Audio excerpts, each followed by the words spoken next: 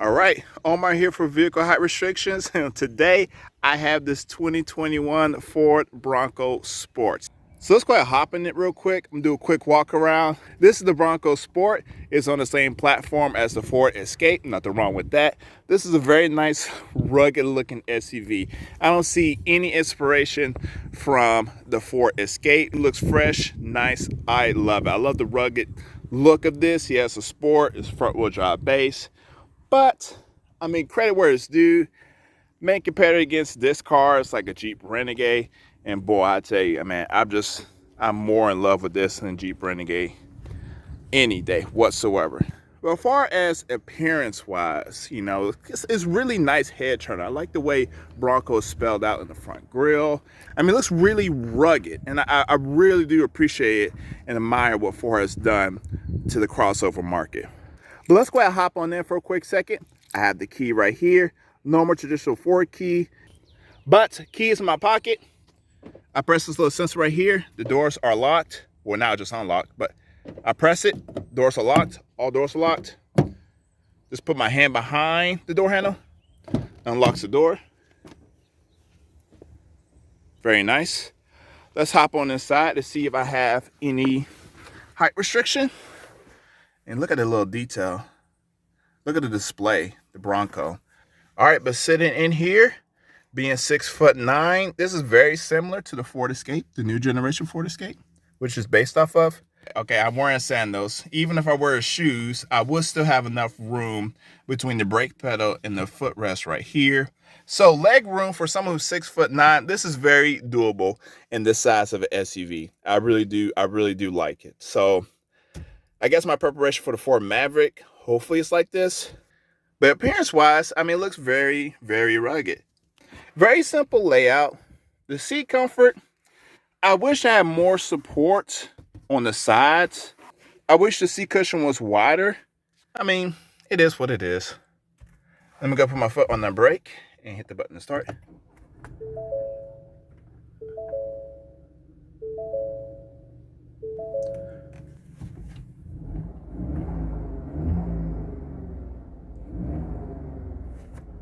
Let's see if we can hear that turbo just a little bit.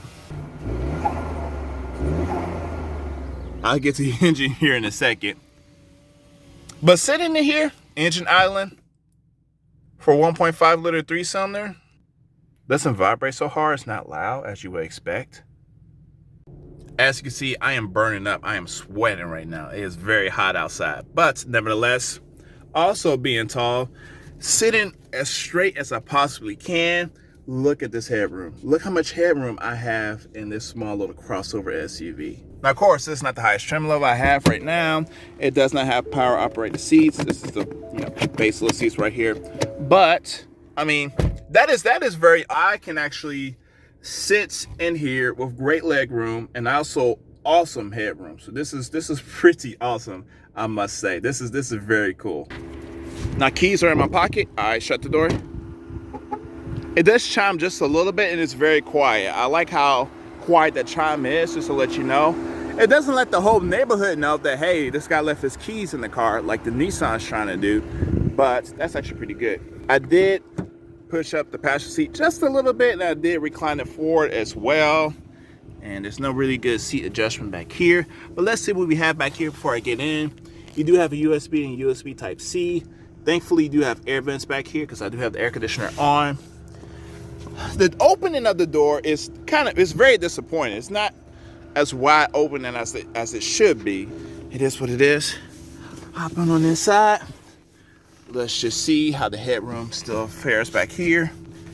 Now, of course, I could put the seat forward just a little bit more.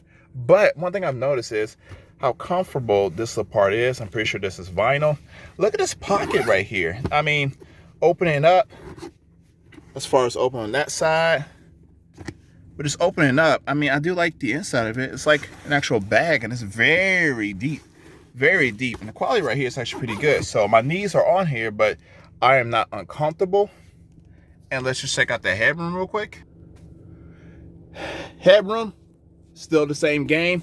I got plenty of headroom. So if I'm on a long trip in this thing, got to sit up straight, I'm perfectly fine in this SUV. This is I'm really impressed with the headroom of this Bronco. But going on to the rest of it, let me go put down the center armrest. Exposes 2 cup holders. So this thing is got that rugged feel, but I do not like this door opening. Even if you're not tall, I mean, it's very uncomfortable exiting out this vehicle. Heading on to the rear. I do love the styling of the rear. Looks very classic, but yet modern. And you do have dual exhaust tips back here for a 3-cylinder. But back here, which is something different, you have the door, so you can just open up the whole door or just the glass part. So let's go open up the door real quick and let's expose everything. Back here, you do have some little tie points. You do have a little light switch back here as well. Decent storage, average storage. 12-foot socket over here. Nice little rugged little floor mats, but it's not the actual floor mats. It's the whole thing itself is rugged. You do have a spare tire back here as well, and a few storage space over here. But build quality, you do see exposed carpet that's still hanging up. And this example does only have 6,000 miles on it. I doubt someone did that intentionally or accident, whatever. I mean, stuff is kind of flimsy back here. But I guess it's a good competitor to the Renegade. So let's go ahead and close it real quick. And just open up the glass part, press this button right here, pull from right here. And if you want to do a quick little access, just throwing stuff in, you could do that as well. It's not a huge opening, but at least it's an open nevertheless. If you want to hang out some stuff like some plants, whatever, whatnot. So that's it. That's a quick little walk around of the exterior and interior.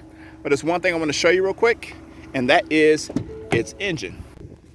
And they expose 2 engine options for the 2021 Ford Bronco. So it has the exact same engine options as the Ford Escape is based off of, without the hybrid powertrain. So that's kind of a weird thing to not include. But I guess they want an exclusive for the Escape, but it is what it is. What I have right here is a 1.5 liter 3-cylinder. Made it to 8-speed automatic gearbox. You have 181 brake horsepower and 190 foot-pounds of torque. And that puts it right in the ballpark of naturally aspirated 4-cylinders, like a 2.5 4-cylinder. And the second engine option is the 2-liter turbo, 250 brake horsepower and 277 foot-pounds of torque. That engine is a monster compared to this. This 3-cylinder is very nice.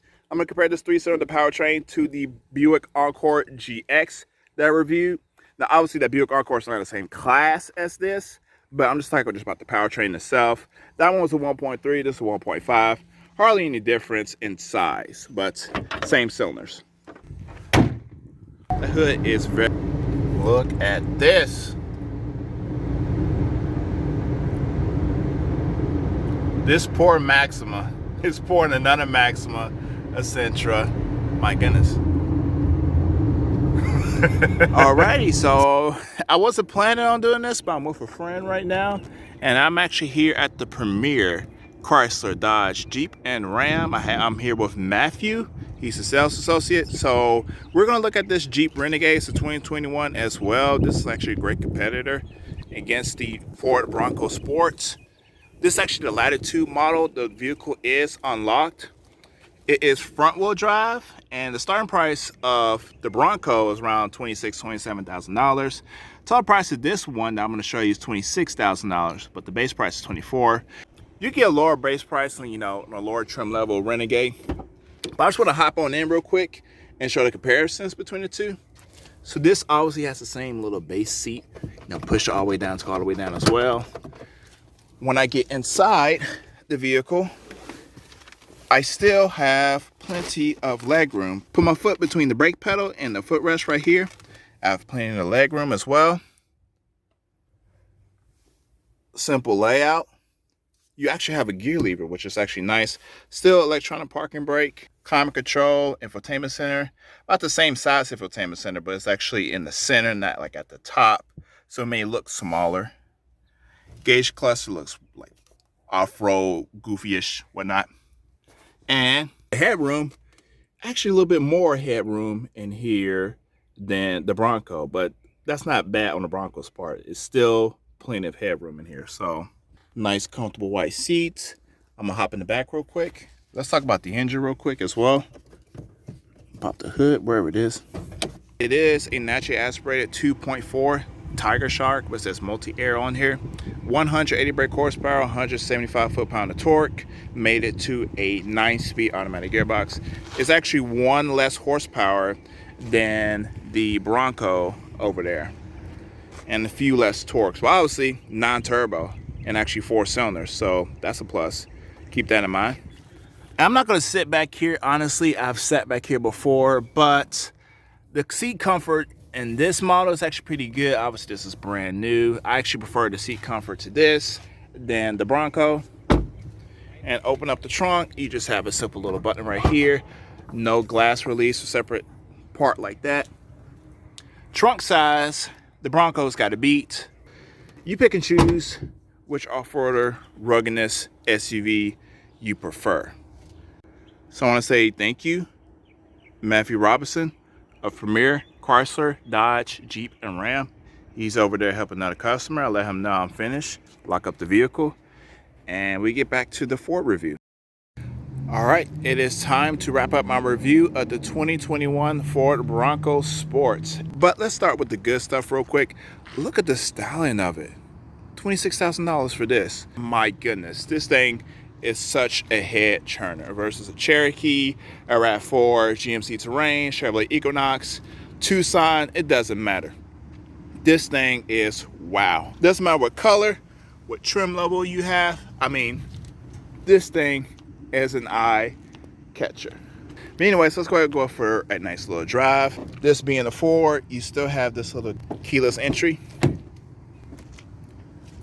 You have the turning radius on this thing is gorgeous. This reminds me of a sedan, of the turning radius of this thing. I mean, it's just absolutely fantastic. Way better than the Honda Accord. So much better than the Honda Accord. But I want to go back to that engine real quick. That 1.5 3-cylinder, okay? Listen to the waist gauge of the turbo.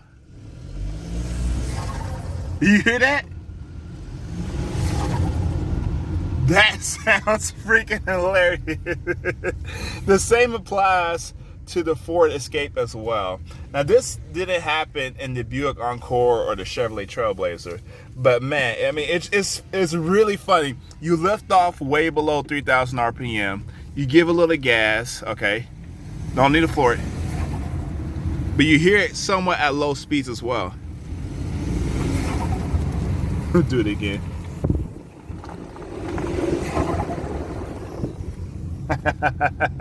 That's pretty fun. But speaking upon the turning radius, this thing has a lot of grip. It's easy, very easy to drive. I'm impressed with how easy this is to drive compared to the Ford Escape, which is based off of. I mean, honestly, these tires have so much grip. I don't feel any body roll driving around this thing. I'm actually really impressed by that.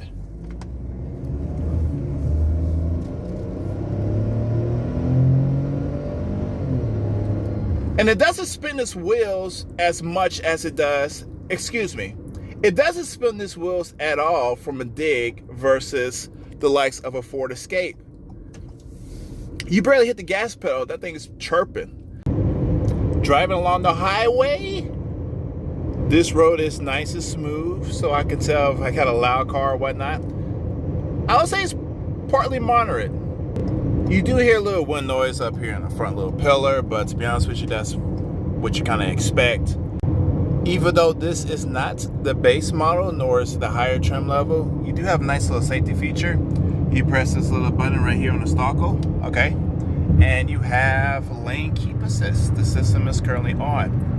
The system is not really aggressive as it was in that Ford Fusion Hybrid I tested a long time ago. It's actually pretty moderate as well. So obviously you stay in between the lanes, and that's pretty much it. It does have forward collision warning. It doesn't stop and brake for you, but it'll let you know if you're running a little too close to someone else. Man, I'm just still blown away by the grip of this thing. I mean, it just absolutely gripped for days. I'm really impressed by it. No tire squeal, no nothing, no hanging on for dear life. Minimal body roll. That's what's really impressive about this SUV. Ford did a really good job engineering the handling characteristics of this thing. I'm really impressed by it. But you see the hood is just up, long, and straight. It reminds me just like the 2016 Jeep Patriot that I reviewed earlier on my channel, like the first 3 videos. But just closing out, things I love about this thing, the styling. I can't get over the styling. It's such a huge head turner. I love the drive dynamics, the turning radius. I mean, my goodness. I mean, I'm so confident I could just back in, turn in, do whatever I need, what's necessary. I mean, the grip, oh my goodness, these tires, Continental tires, it's phenomenal grip. I've never experienced that type of grip in an SUV of this size. No Jeep Patriot, no Jeep Compass, no Jeep whatever. Chevrolet Terrain, Chevrolet Equinox, the GMC Terrain, Toyota RAV4, Tucson, it doesn't matter. But a few little misses. Okay, so yes, this is an off-roader SUV, and there's been a few car magazines that's proved that it's worthy to go off-road. I'm not a huge off-road enthusiast. So for the ones who are huge off-road enthusiasts, the ruggedness of this thing, or just everything, I mean, it feels nice and rugged, but yet again, same time, cheap. I mean, seriously, I showed you the exposed little carpet, and this thing only has, what, 6,000 miles on it? I mean, just look at this. I mean, maybe this was made on a Friday, so I should excuse it, but the build quality of this is not what I would expect from a $27,000 base price, starting price. You know, it could go up to $38,000 or, you know, however much it is. But hopefully those trim levels, you know, things will smooth out. It should, and it better. The powertrain is great. The 1.53 cylinder, I am confident to say that don't let that discourage you from buying the base model. Yes, a 2-liter turbo 4-cylinder with 250 brake horsepower is a lot. That thing is very quick. I've experienced that in the Ford Escape. So you'll have the same results in this thing because obviously this is the same platform as the Escape. I wish a hybrid system was available for this SUV. Maybe Ford would throw it in the picture later, or it doesn't want to step on the toes of the Ford Escape. You do have other options, and for $27,000, just double check the fit and finish of the model that you're thinking about purchasing and make sure it is the right one and everything fits perfectly fine. If this suits you, if this is a huge eye-opener for you, if you just got to have one, you just got to test one out, go to a Ford dealership. I recommend get a higher trim level than the one I'm driving right now for more refinement as well. It's your choice. Just give you my point of view from Vehicle Height Restrictions. This is Omar. Thank you so much for watching.